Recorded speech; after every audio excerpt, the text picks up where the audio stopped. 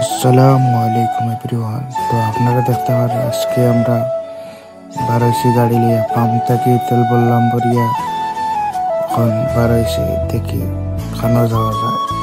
তো ভাই একটা দেখলাম যে কার একটা আর সিগন্যাল দিয়ে উঠে গেলাম রোড।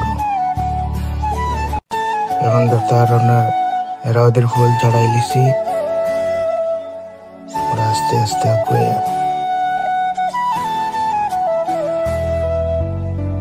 তখন যাওয়া দিয়ে আবার আমরা আলগাট্টার ফুল হইলাম।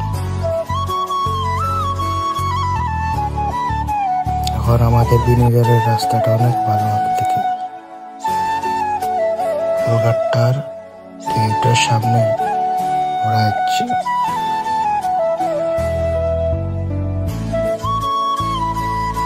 একটু দেখি কাকর বিলা কাপড়, যাই হোক আমরা ভিডিও তো রাইলাম না, আগে দিয়ে গেলাম সামনে দিয়ে। তারপরে তো আজকের ব্লগটা শেষ হয়ে যাবে এইখানে,